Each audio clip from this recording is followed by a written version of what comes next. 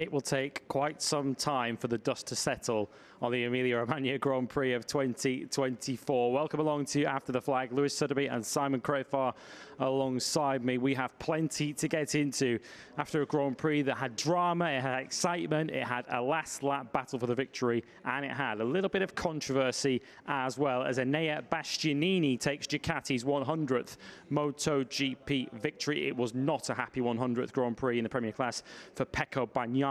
In terms of the World Championship, Jorge Martin, the big winner, but certainly not happy at the end of that race. Plenty to get into. First of all, Simon, what a Grand Prix we saw, and in many respects, given what we saw in the sprint yesterday, not the race we were expecting, I guess. No, well, especially when Pecco was struggling, we were all thinking, what is going on? I was going to pipe in, but there was lots happening to say that it looks like we've heard a few times over this weekend that riders have had trouble getting tyres up to temperature for whatever reason. It is cooler. It was cool during the race.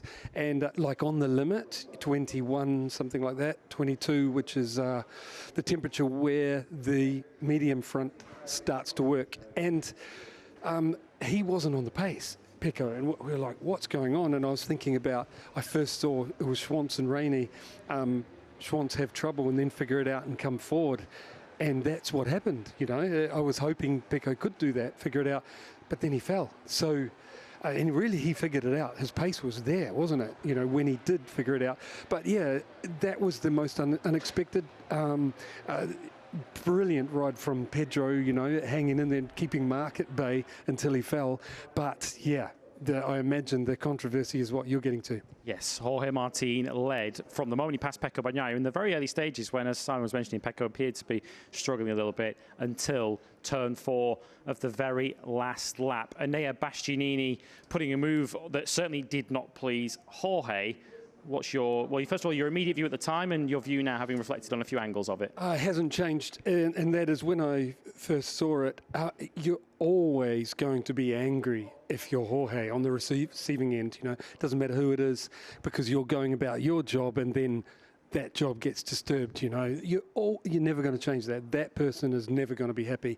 I personally loved it because it was proper hard racing. The move was pulled off. He didn't just decide to do that move. Enea was looking for minimum 3 laps, trying them. The lap before, he looked on turn 4 and 5, lining up, trying to jam it through there. I've seen Fabio Quartararo in previous years pull it off in that one. And quite close into turn 8 as well, didn't he, a few times? Yes, exactly. Great drive out of 6, and then you're right, pulled it. Couldn't, obviously Jorge was too strong on the brake to pull it off into turn 8, and I was thinking, and here it is. No, sorry, that's an earlier move. The thing is, if the stewards take that away, it's my first thought. My initial thought is like, oh, if they take this away, make it not legal to pass on the slowest, safest part where there is runoff, do a block pass, then we're really damaging the racing, you know, because to me, as an ex-rider, I'm not talking as a future steward, or as an ex-rider, you want to be able to pull a move off on the slowest part of the circuit, jam it in there, push the guy out wide and not make him crash. And to me, I think Enea only didn't stay on the track because he was looking to see if Jorge crashed or not. That was a key point I was going to make on that. Yes. And Enea Bastianini did not stay on the racetrack. How much would that have played into the decision that the stewards would have made if, as you say, it was a legitimate, he couldn't stay on the corner because he couldn't slow it down, as opposed to behind? No, what I'm saying is, as soon as basically the rule is when you're riding a motorcycle, is on circuit, is probably on the road as well. I don't do a lot of that, but is where you look, you go. And so the only reason he didn't stay there is he was looking backwards going, I hope Jorge stays on here. Otherwise he knew he was in trouble. Jorge did stay on, get back into it. But look, I'm not favouring either. I'm favouring our sport, meaning if you take this away from us, we can't do those block passes in the safest place. That's the only place. There's only 2 places that you're going that slow. You're at high speed for a bicycle, you know. And to me, we need to make that still possible, legal to do. And I'm so glad the stewards allowed it, to stand, and that riders are allowed to do those block passes that we've seen from Valentino and Mick all through the ages. Some of the iconic moments in MotoGP history have been those sort of battles on the final lap of the race. And I was going to mention that in terms of what we saw on the last lap, should a battle in that nature be viewed any differently because it's the last lap of the race, because it's the battle for a victory? Should there be more leniency provided when it's a battle in those circumstances so late in the race? Well put, and I totally agree. If that was a move during the race, I would say that drop one position. You've punted the guy off the track, and if you both go off, then nobody's lost out between those two, in relation to each other. Kind of different, but I agree. Last lap, they should be allowed to fight. It's what the sport's about, fight for position. So, look, it's like I said, I'm going to learn lots more about the steward side in time to come, and why they think like they do. But as an ex-rider, I'm so glad they allow that to stand. And I totally understand Jorge is furious. The loser always will be. Enea Bastianini is the winner then. He takes victory in the Emilia-Romagna Grand Prix, extending his incredible record of podium finishes around this Misano World Circuit. Marco Simoncelli, I'm sure he wishes there was a triple header here at Misano. He's so good around here. Of course, we cast our minds back to a couple of weeks ago. Enea Bastianini found the going tough on the medium rear tyre. He raced the soft in the end. What a turnaround in 2 weeks for Enea. What a great job from start to finish. He knew that he had to get those early laps, up to pace, because that's where he lost on the medium. And once he got the temperature into it, he said, this is a week ago, 2 weeks ago, once the temperature was up, he was fast, but he had to work on getting it up to temperature quickly, and apparently they worked on that in the test and improved it, and he showed that today. I think he was absolutely fantastic, and he's a great battler. He's great at conserving his tyres. He's a great rider. He's a great rider, and he took Ducati's 100th MotoGP victory. Ducati crowned Constructors' Champions today for the 5th consecutive season. Another podium lockout for them. You spoke at length to Davide Tardozzi before the race and asking him for the secrets to Ducati's success. This is not something that's just been put together overnight. This is the reward for over a decade of hard work that has earned them this advantage they've now got. Couldn't agree more. They basically, the whole paddock, it's why I chose Davide, because we all want to know. The whole paddock wants to know how they've got their motorcycle to stop over such a short distance, so the corner isn't so stressed, and how they've got it to turn and accelerate, get grip. They're just doing something nobody else understands. Well, as mentioned at the end of the race, Enea Bastianini got his elbows out on the first lap with Brad Binder, and then on the last lap with Jorge Martin. Your Emilia-Romagna Grand Prix, speaking now to Matt Burt. Enea, what a weekend for you here in your home Grand Prix in Misano. Front row, podium in the Tissot Sprint yesterday, but a fantastic win in front of your crowd, your fans. Ducati's 100th win in MotoGP. That's some special Sunday, Enea, isn't it? Yeah, on a special Sunday. Yesterday I worked a lot at the Tempian. I was inside my box to try to see the data, to be competitive today. And at the end, this morning, my confidence was really nice, and I was confident also for the race. At the end, Jorge have pushed a lot for all the race. And his riding was super nice with a lot of strongest point and nothing less.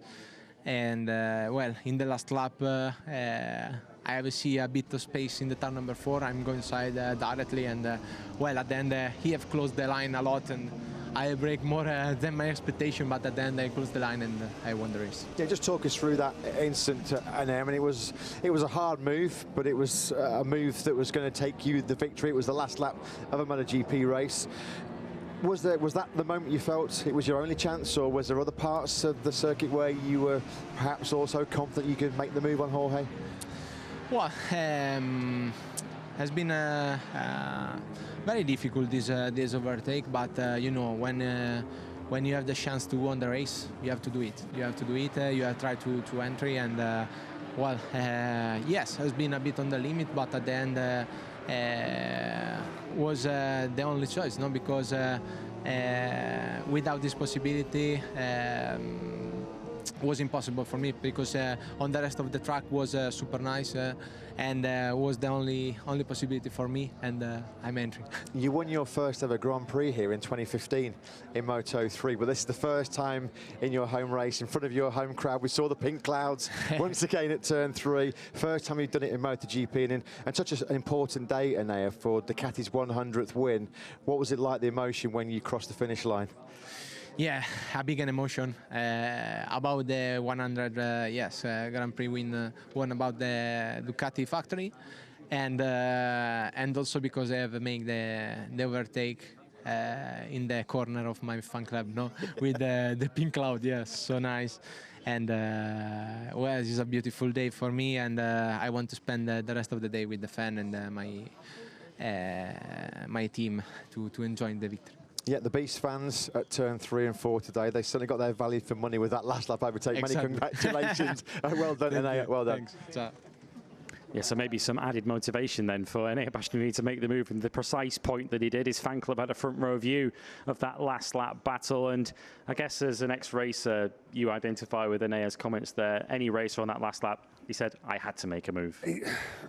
He basically summed it up. You know, there was no other opportunity. And look, and Jorge Martin wasn't giving him a sniff, was he? No, Jorge was so good, and also was closing all the opportunities. We saw it at the other slow corner. He'd go in so tight that there was no opening to get in. And I just repeat again, I don't want the stewards to take that off us at the slowest, safest point to do a block pass. If that's not legal, we're not going to see very many overtakes on the last lap. And that's what I hope doesn't change. Yeah, I guess in racing there always has to be a boundary and a line drawn somewhere, but I think we all agree that it's never satisfactory to see a race victory changed after the checkered flag has already been thrown. Let's hear from the rider who took 3rd place today. Marc Marquez said perhaps the limit of his ambition today could have been a 4th. Of course, with Pecco Bagnaia's crash, he took 3rd. Let's get his reaction with Matt.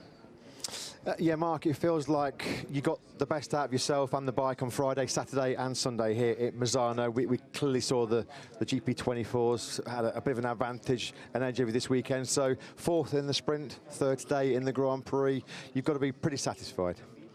Yeah, today I started the race with a clear target that was that 4th place. And yeah, in fact, in the first part of the race, I was trying to control Acosta and Bezzecchi, that were the 2 guys that have the pace to fight with me for that 4th place. And yeah, then I was there. I knew that taking a lot of risk will be 4th place, maybe 4 seconds behind the leader. Taking less risk will be 4th place, 8 seconds behind the leader. So in the end, is the same, and is what we did. But fortunately for us, Pecco did a mistake and then give to us a present and podium position. And yeah, happy for the team to be on the podium one more time in his home race. Yeah, 2 podiums in 2 weeks in the home race for the Gresini racing team. It was a strange race, Mark, for the world champion, Pecco Bagnaia, because he came right back to you after he was the early leader, and then all of a sudden, about the halfway point, his lap times were absolutely incredible, high 130s. Could you get an indication of what was happening with Pecco in that Grand Prix? No, I don't understand. He was leading the race. Yeah, he was leading, yeah. But then Martin was aggressive, and also he started to lose some positions. In one point I was catching him. Even me and Acosta was catching Pecco, but suddenly for one lap to the other one, I was riding on 31.5, 31.4, and he was half second faster than me. I don't know which lap times he did, but it's in 138s, 137s, yeah. my qualifying practice time. So when you are riding on that lap times, it's true that you are taking a lot of risk, and he was pushing a lot. Incredible. If he was riding on that lap times, he was super fast. Did you see him struggling with the rear tyre or anything in the first part of the race, or did you have any idea what might be happening with him? No, I have enough job with my bike and with myself to try to follow them. But yeah, I don't know. He will explain. And we've seen you watching the replays, Mark, of the last lap, turn 4, very aggressive, hard move by Enea on Jorge to win the Grand Prix. What are your thoughts on that one? I saw a replay. Enea was out of the track, not too. Yes. Yeah. So for me, it's not good for the championship. Looking for our interest, but for me, if Enea was out of the track too, it's drop one position. Because when you do an aggressive overtake, if you are inside the track, it's no problem. But if you go out of the track, then it means drop one position. I don't know if it's under investigation or it's done. It's been decided, yeah. The result's declared. Okay, yeah. so I'm not agree with that decision. But one more time, it's not good for our interest for the championship, and but it's like this. Mark, great weekend. We'll see you in Lombok next time. Thank you. Thank you.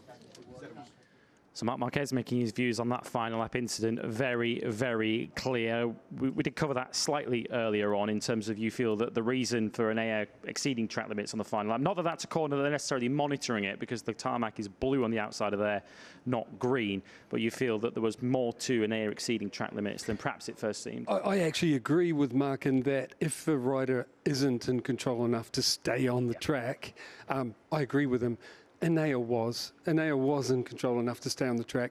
The only reason he even went near that blue was he was checking, if you look, he was checking, which to be fair to Mark, looks like he's only had a quick look because he wasn't even sure. It wasn't clear from those replays that we saw at the time. Yeah, so totally understand what Mark's saying. If Enea was, like, in my opinion, out of control, like heading off the track anyway, totally agree.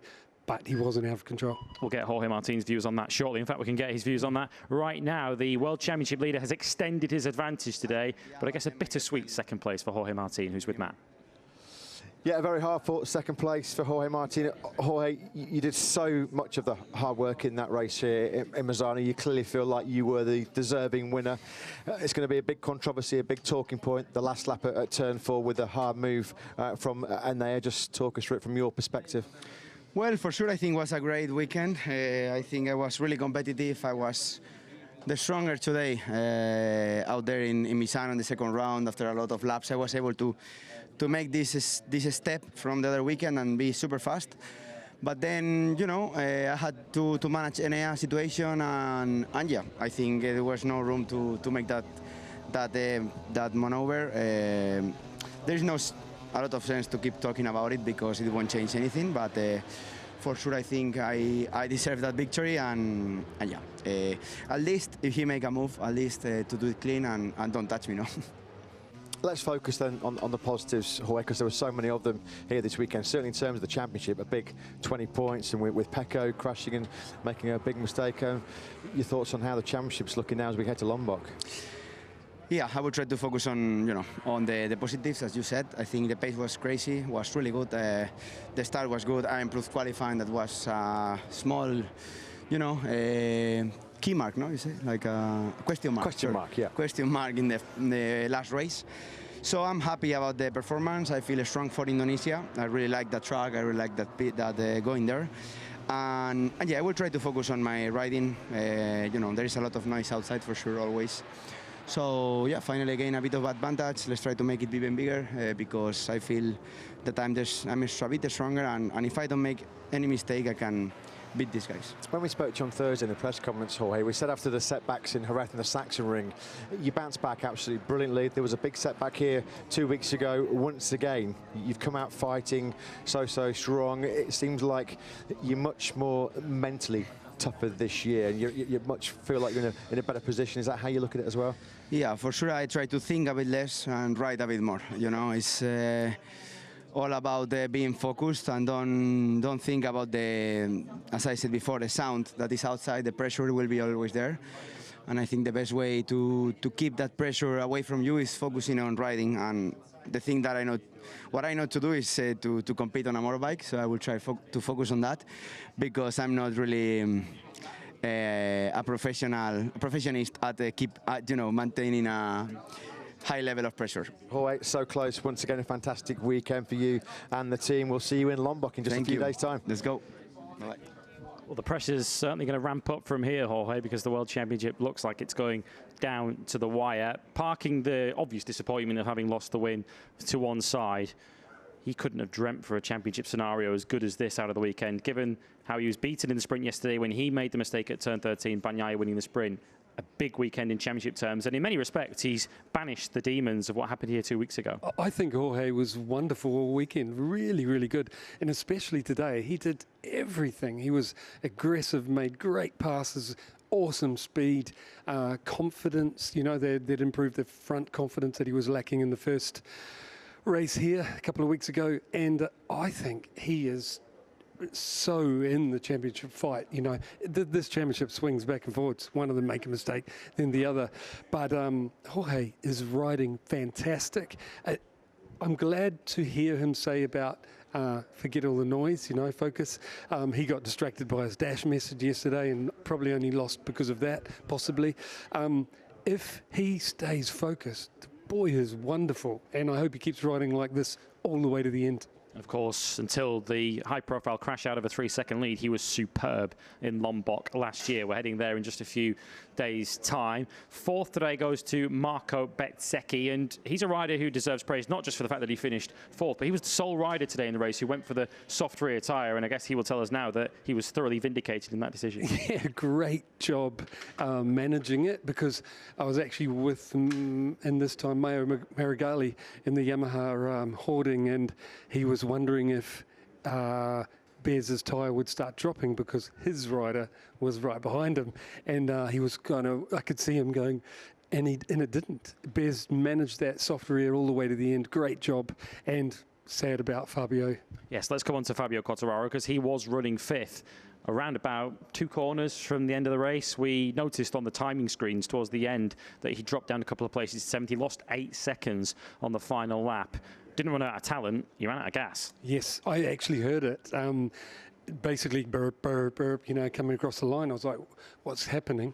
I imagine he didn't finish the warm-down lap because it was stuttering before that. And it was one of the rides of the day. Amazing. He was in a safe fifth, putting pressure on Bez, you know, keeping riders behind at bay. And, yeah, amazing job. Super sad that the fuel stole the result. Yeah, we can't say enough good things about Fabio Quartararo's performance across this whole Misano doubleheader. We head to Lombok next, where he finished on the podium, perhaps came as close to winning a Grand Prix at any stage last year. So we'll see how he and Yamaha go there. Also, our best wishes to Alex Rins, who missed the racing action here this weekend due to illness. We hope he's fit enough to take part next weekend at the Mandalika circuit in Indonesia. And for Pecco Bagnaia then, who now falls 24 points off the World Championship lead after his crash, and of course given 5 points back, if you like, by Bastianini's move on the final lap, which at least limited the damage to a certain extent. I guess it's great for us because it keeps the World Championship interesting, but that's a 7th DNF across sprints and races this year for Pecco Bagnaia. As good as he obviously is, back-to-back world champion, that kind of moment is always lurking in the background, isn't it, with Pecco? It is huge. I mean, last race we were talking about, Jorge Martin and his mistake, making the decision to come in with the raindrops, and now we're talking about Pecco's huge mistake. And what this does is allow Anea and Mark to catch. You know, they're one step by step, they are coming forward, you know, because of this. Great for us for the championship, but super disappointing. I mean, the one who's not going to sleep well tonight is Pecco Bagnaia. And we now head to Asia. The flyways are coming up next weekend. We're at the Pertamina Mandalika circuit in Indonesia, and then straight on to the mobility resort Motegi for the Japanese Grand Prix. Of course, we have stops at Buriram and at Phillip Island, and at the Sepang circuit in Malaysia before we return to Europe in Valencia. And there's every chance that we're going to return to Europe for the Valencia Grand Prix with the title still on the line. What are going to be the key factors then through this flyaway stretch? Staying clear of injury is going to be a big one, of course, with 5 races in the next 6 weeks. We saw last year Martin super strong through that flyaway stretch. So what are going to be the key factors in deciding who comes out on top across those particular races in those climates? Yes, really good point. It's less stable condition-wise. We often see big downpours, freezing temperatures, you know, we've seen at Australia. And so for me, it's riders managing all those conditions. I mean, it's brutally hot, can be total opposite Phillip Island. We can have wind, so I think it's less stable conditions. So I mean, you've got to say Mark's going to take some advantage of, you know, at least confidence of that, because he's so good at managing those dodgy conditions. But at the same time, he's been known to make a mistake as well. So really, you said it, it's the lack of mistakes over this next period and consistent. Don't have to win them all, just keep getting those podiums, you know, for that top 4. Well, we'd love to stay on air for a lot longer and to pick apart the bones of that race even more, but we've all got flights to catch because we're heading across to Asia next weekend. The Indonesian Grand Prix in just 5 days' time. They will be out on track in Lombok, so we hope to see you all there. This MotoGP World Championship very much on. 6 races to go. Jorge Martin has extended his lead here at the Emilia-Romagna Grand Prix. Can Pecco Bagnaia come out fighting next weekend in Indonesia? We look forward to seeing you there.